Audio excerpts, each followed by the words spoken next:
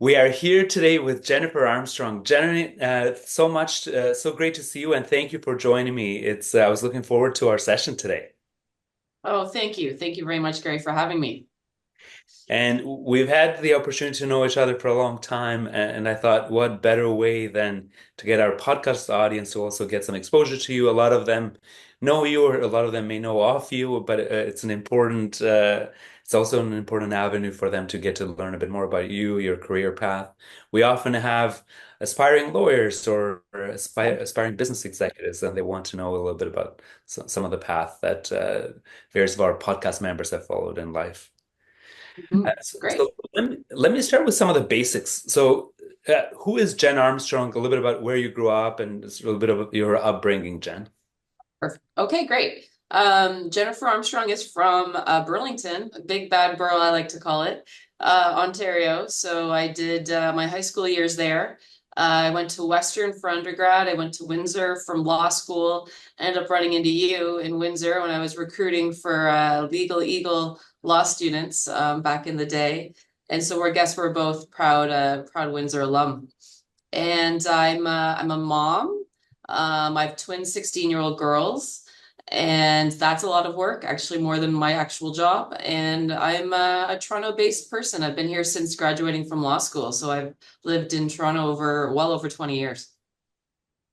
And Jen, a little bit about well, actually, on the first note, who had the biggest impact in your life growing up? When it comes to my career, I did look up to my father who worked on Bay Street, who was in the banking sector his entire career. He's also someone that I sort of followed his lead to go to Western. I did a history and political science background, and so did he. So I guess my dad, but I have to shout out one of my teachers in high school in Burlington named Mr. Lawler. He put the idea in my head about practicing law and even the idea of law itself. He had the best courses, like he was the social science guru. So I took everything from him, including an introduction to law, but history, geography, political science, everything in that sphere was Mr. Lawler's. And he was entertaining and engaging and just a wonderful, wonderful teacher. When I always love to ask that question, Jen, because we learn so much from some of these role models in our lives, and they can have such a deep impact at probably pivotal moments in our lives, and then we see their effects later on.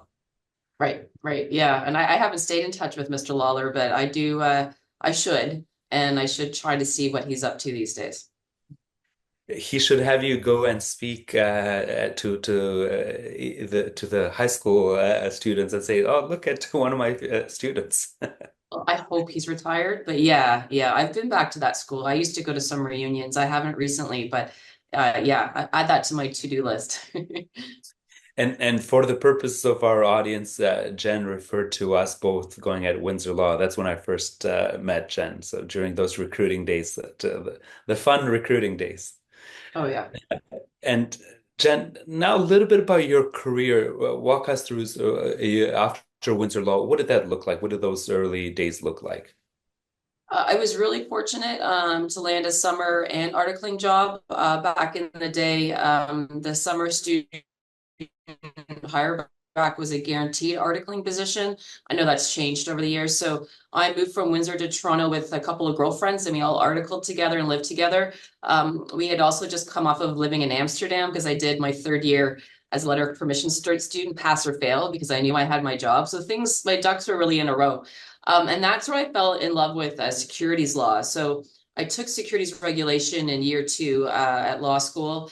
But it wasn't until articling that I really it was exposed to it. I got to a secondment opportunity at the OSC, which, by the way, I'm a huge fan of secondment opportunities. What a way to learn, you know, in a closer, in a more thoughtful than perhaps what a first year articling student gets in a law firm, a big law firm especially, which is a lot of due diligence and a lot of document management. I was able to get quite involved in the there was a takeover bid that was going on in my articling year. And I actually had a wonderful articling principal named Nizam Kanji, who's now general counsel of the OSC. So you just never know where careers will go, and we stay in touch. Actually, I saw him yesterday. So, and that all stemmed from my stint at the OSC as an articling student. And that's some of those early opportunities can be very important, but also it has come up time after time on this podcast, the importance of those early networks and how important that is to cultivate those relationships early on. Yeah.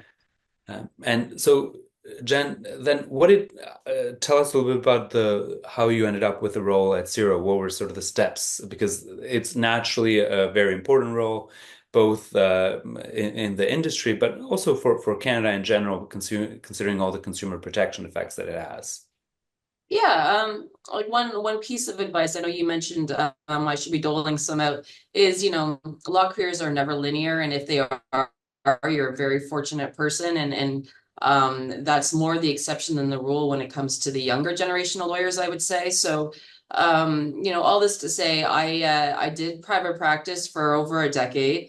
And that was great. I was in the mining sector at the time, practicing securities law, doing IPOs, doing some M&A transactions. Pretty much that industry was on fire, right? We were resource dominant anyway. Look at what we list on the exchanges. So I spent core years, 11 years and change in private practice. Decided that I needed to make a move into in-house, went to BMO. BMO has a very large in-house practice. It was over 200 lawyers when I left, which was 4 years ago. And so I think they're probably closer to 250, if not more.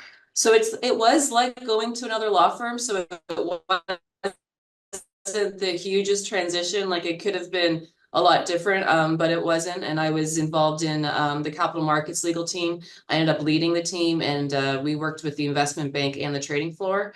And then COVID happened, and we were all sent home. And out of nowhere, I got a call about an opportunity to amalgamate IROC and the MFDA, that they were then called. And I thought to myself, well, yeah, that's a great idea. Let's move during COVID and start a brand new job with a bunch of people I don't know. I never met anyone that I interviewed with. It was all virtual, and take the plunge. And I did. So that's what brought me to CIRO. It will be 4 years in February. And I came, yeah, for the sole purpose of leading, a very large M&A transaction, the largest in Canadian history when it comes to regulators. So, we couldn't make the CSA form as one, but we did make the self-regulators form as one. So I'm quite proud of that achievement. And we just finished that Jan 1, 2023. And I'm still here. And now we're integrating. So it's been very busy. Well, and as any transactional lawyer will say, Jen, is the real work starts. It starts at the moment that the transaction is contemplated, but then there's a second tranche that comes the moment the transaction is complete because the integration is just as much work in a very different context. Yeah, and I have to say it's been quite smooth. There's a lot that brings us together. We are very similar-minded. Investor protection is the mandate and was the mandate of the legacy SROs, and ensuring healthy capital markets. The former IROC had the market surveillance piece, so the trading piece was a net new for some of my MFDA colleagues. And now as CIRO, we've come together. Branding and logo were really important. We moved offices. We're doing everything we can to sort of physically and to display externally that we are one. And I'm quite proud of that. As someone who was involved in all of these things, it was a lot to do behind the scenes, but the product that we're presenting is impressive in my view. So.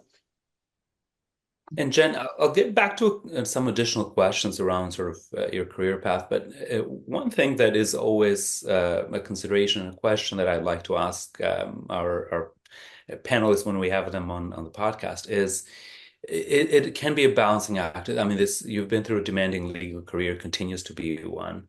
How do you balance it? I mean, certainly to your point, having twins that are it takes a lot of time and a lot of effort on their own. How do you find that balance? What are the tricks? Well, I don't think anyone will actually tell you they've got it all or figured out, right? Early on, Gary, I had some really strong mentors, both women and men. I had champions that carried me along at times, and helped me persevere through some of the more challenges. I did work a lot in my career. It brought me to where I am today, though, so I don't regret it. I do have to say, there is no such thing as the superwoman or the super mom or the super career woman. I think it's a bit of everything in moderation, and you might let people down. You might not feel like you're giving your best every day. You might feel like you're barely getting by. I think self-doubt does creep in, and you've got to sort of find a way to work around it. I know raising twin girls has been an exceptional gift that I've been given, and I don't want to miss those years either. They're almost through high school, and then off they'll go, I'm assuming, to university. So I have to make sure that I can balance my commitments and my priorities. And as I said, I think it's always a work in progress, and I think all you can do is try your hardest. And I do have a couple of little tools in my toolkit. I make sure I limit the number of engagements I take on any given week. I make sure I forecast well in advance my travel commitments because CIRO's board travels across the country, and we do stakeholder engagement across the country. We do AGMs in different big cities. We like all the big cities across the country. We intend to visit. So the long story short is, these are commitments, but I know them in advance. It's rare that things pop up, now that I've become a bit more senior in my practice. I can foresee what's coming, right? And it's helpful. Yeah, and certainly experience provides some of that perspective that makes it a little easier. But it is for everyone, for anyone listening, that it is important to say, look, a bit of that imposter syndrome in the early days will be there, and you have to figure it out, and you have to embrace it. And it doesn't mean anyone that is in this positions had it all figured out when they first started, right? Like you learn a lot as you I go. absolutely agree. And I'm still learning. And that's why I enjoy the changes I've made in my career. And as I said, maybe not for everyone, but the path I've taken, looking back, there's always something to learn. I'm still learning. I'm doing a bunch of different things, Gary, at CIRO, because it wasn't enough just to be general counsel and corporate secretary. Apparently, I'm also running the corporate communications team, the government affairs, which we call public affairs.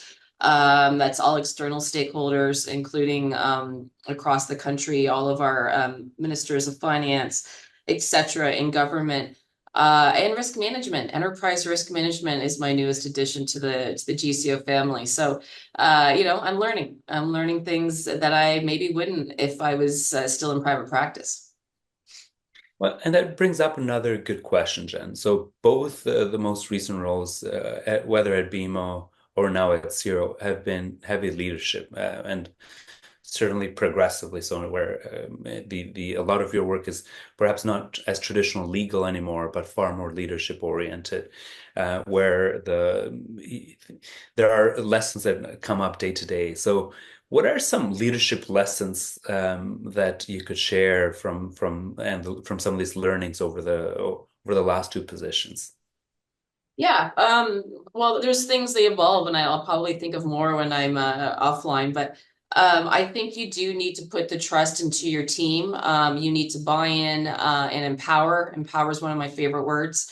The team, you do and will always have subject matter experts that know more than you in any given area, and that is what you need to embrace. I'm a fan of delegating. I'm a fan of bringing the team together just to have roundtable conversations about what people are working on, and that's how you get the back and forth that we lost a little bit of during COVID when everyone was working from home and you didn't have that organic collaboration. You had to dial in, and then bringing everyone, and then maybe someone's walking by and they have something to add. It's about practicing collaboratively and listening to everyone's views. And I have to say, like, that really shines through here at CIRO because we've got a mix of people who've been here forever, done all of their career in one spot, coupled with a lot of industry folks like me. I consider myself former industry, having worked at one of our dealer members, BMO Capital Markets. So you bring industry perspectives, and then we also have an investor advisory panel. We have a bunch of advisory committees from the industry. We've got all of the 13 regulators, the CSA across the country, lots of different, like, firing on all fronts, right? So, but leadership is stopping and listening. Leadership is knowing that you don't know everything. Leadership is empowering others to fulfill their career trajectories and to do what they perceive as value to them within their role. So those are just some of the thoughts I have at this stage. Still learning. Oh, well, I think despite how much we learn, it is continuous. Inevitably, leadership means there's things we need to learn every day. So I have a follow-up on that, Jen. So we talked a bit about the importance of teams and trusting them and empowering them. What have you learned about selecting the right team? So what you've done a lot of hiring over time. What were the attributes and what did you look for or do you look for when you were hiring in the past and currently? Um, I think each role is quite unique, so it Sure. would be hard to sort of generalize hiring practices. I hire a lot of lawyers and a lot of paralegals. Now in the risk management space, I'm hiring more compliance and accountant people whose professional backgrounds differ from me. And then in the corporate communications side, I've got a bunch of creatives. I have multimedia specialists. I have people who do production, video, TV, radio. I have a photographer now, which I kind of enjoy having, that I work with closely. So I think it's hard to just, focus on a couple of things, but I think I look for people who have some flex, who have done some different things. I think the interview process is key for understanding whether this person will work with a host of different folks, because I have to say at this organization anyway, there's not one way of thinking. So diversity of thought is key. Being able to pull that out of an interview question, and the ability to stop and listen is one of the things. We don't like know-it-alls here. Like we're a very conservative, rules-based organization. But at the same time, let's try and evolve our thinking a little bit beyond this is the way we always did it, or I've been in this role longest, that kind of thing. And so listen to me. All this to say, it's hard to pinpoint. Some of it's just gut. Like you can just feel like this person is going to get along with others and be a contributor. And engagement and focus is so important to me. So then, you work from there. Have I ever had bad experiences hiring? I actually haven't. So I've been really fortunate. No, and I think that's critical. And I ask that question, Jen, because from every leader, there's sort of tidbits that come up from their experience, and the gut feel is something that once you've seen enough items, it can be an important factor that sometimes we can't ignore because when we do, somehow things come up down the road. You're like, I couldn't really explain that this was part of it, but my gut told me otherwise. And I'm going to shift gears a little bit. Naturally, you've had to work with external counsel a fair bit and continue to work with external counsel a fair bit. And this is more a question around, so for lawyers in private practice listening to say, how do you add value effectively? What are some of the strategies that when you say, hey, this part, and the name of the lawyer is less relevant, but what type of lawyers or what type of experience have they provided where you're like, this really resonated with me? This created loyalty because they added value in this particular ways. Yeah, no, we do readily use several firms for different matters. We need bespoke advice. For example, our world touches upon privacy, employment, cybersecurity. There's lots of things coming at us all the time. So we can't possibly have expertise knowledge in all areas in-house. So I think the key word I would use, Gary, is partnership. I want to feel a partnership with external counsel. I want them to listen to our needs. Long ago, you used to get sort of boilerplate advice, like memos would be on the shelf and they would just pull it and change the client name. And maybe that's an unfair thing to say, but I do recall as a young associate, like, precedent change, I want bespoke. I want advice that has a business, it has a practical business side to it. I don't want you to read out the legislation in the case law unless you can apply it to our situation and how we might use that to our advantage, us as an individual client. I think that law firms get it. I really do think that it's been a much more personalized and relationship focused experience. And I can say, like, you know, we have very strong relationships with our external partners. But I do think partnership. We also use third party consultants. We also use like the big accounting firms. We also bring in bespoke. We've needed to bring in bespoke human resources consultants, and like workplace investigations are a big thing that that general counsels do that we don't talk about.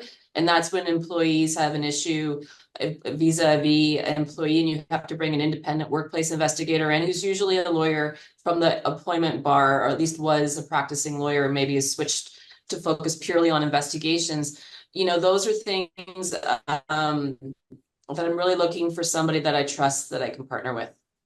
And the if you were to say to anyone listening, you know, in terms of how to be the best partners, be bespoke, provide sort of advice that is customized to that client that shows that you really understand their needs. Anything else that you would say so any lawyers in private practice can take some notes and say, hey, here's other things that we should be doing and considering in this process. Um, you know, I've been around the block enough to know when you're qualifying everything, you know, and I know lawyers are a little bit risk adverse, or at least not willing to go out on a limb and say it's going to happen this way and there's no other way it's going to happen but this way, and there are no other considerations because this is your only lane. I know that you want to sort of bring everything possible to the table and then pick apart which you know, I get that, but sometimes we just want a really straight answer. And sometimes the answer can be in a sentence or two. It doesn't need to be 3 paragraphs, right? So I find it when I find some of the qualifiers and some of the legalese that gets thrown in, it's because you don't really want to take a stance on a position or a position on an issue. So, you know, you don't need to legalese everything anymore. And I think everyone is very like we're doing that with our new rule book. You know, it's clear language, it's supposed to be direct, and it brings your authentic self, right? When you don't hide behind all of the stuff we learned in law school, which is maybe not as applicable today in terms of the real life. So anyway, I don't know. I guess I would say that. Well, and this has come up before again, Jen. So this it does really resonate. It is that giving a 3-page memo when you're looking for a one-sentence answer, and it's like, okay, if you want to give me the 3-page memo for liability purposes, that's fine. But give me what you think the best course of action is in your opinion, because I need to know that, and then give me the disclaimers separately because the I understand why you have to give the disclaimers, but I care about what you think the best opinion is in this case. Yeah, absolutely. And I don't know what others have told you, but I don't need legal opinions anymore. I need your best business and legal judgment. And And it that's what doesn't it is. be through an opinions committee, and it doesn't need to be like I don't think those are always important, obviously, in transactions and closings, for example, very obvious. But in day to day, and even in some more contentious issues that I deal with, I still don't need a, you know, an old school written legal opinion, you know, on letterhead that somebody signs, you know, on behalf of the firm. Just not as useful. It's only worth the weight of, you know, how much you paid for it, I guess. Right. So Well, and I think this is why I was asking these questions because when lawyers in private practice are listening to this, what I'm hoping they will do is really reach out to their in-house clients and say, "Hey, what are the things that you'd like to? What do you want out of this? What adds value to you? And if it is a business decision that you're making, inherently there are some risks that come with it. But we all understand that, and we focus on what's the best outcome for you." right. Yeah. Yeah. And you know, don't get me wrong, there are times you do need legal opinions, but not in a day-to-day business Well, situation. that's exactly it. Yeah, no, obviously there will be major issues where that drives it and it's driven by those opinions, but on the day to day, you just really need business advice, and it's also decision fatigue, right? So this is the amount of decisions you have to make on any given day. If you have to decipher through several page memo to try to get to the essence of it, that defeats the purpose. Yeah. So I am pivoting to something that internally we call the rapid fire questions, Jen. So this is something where I really don't want you to overthink it. It's sort of first word that comes to mind, and it's supposed to be fun. And then what I'll ask you as we go after this rapid fire question piece is any sort of tips and anything else that you thought this would be worth sharing, but Gary didn't get a chance to ask me because uh, the team reminds me that while I've been fortunate to know a lot of the people we've had on the podcast and have had relationships with them, that there's timing in it that is also important. So I will. The first question for you is, what is your favorite word? Empower. Empower. And I think that resonates. I agree. What word do you hate? Oh, utilize. Like, why did we stop using use? Utilize. And I'm sure we often misuse it as well. So for any English majors out there, they're like, oh. So what word do you have a hard time pronouncing, if any? Sometimes ameliorate messes me up. I have to really punctuate the ameliorate. I don't know why.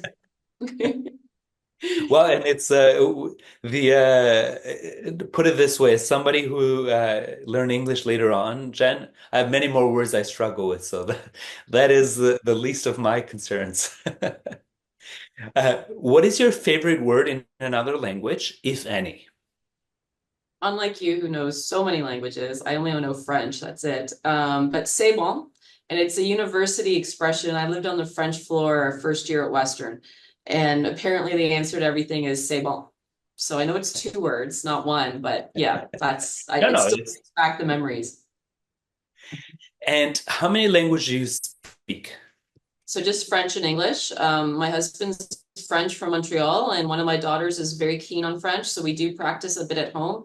And CIRO gives me tutoring. I get the opportunity to meet with a French tutor once a week, and so we are a pan-Canadian bilingual organization. I do some work in French, which is somewhat terrifying, but also rewarding. No, and I think it's a great initiative by CIRO because it takes practice to keep it to use it and I'm in the translation business, Jen, and I still struggle sometimes to with the day-to-day to keep it up. And then I have one more rapid fire question. What is one word to describe yourself by? Open?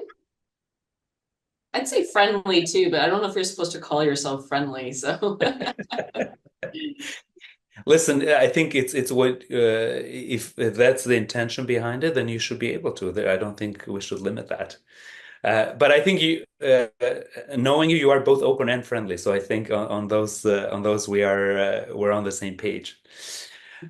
So Jen, this was the more formal part of the podcast. So what I would ask you, anything else that, and this is a question I said earlier. Is like, I wish Gary had asked me this because I wanted to talk about this particular item, and Gary didn't get a chance to get to.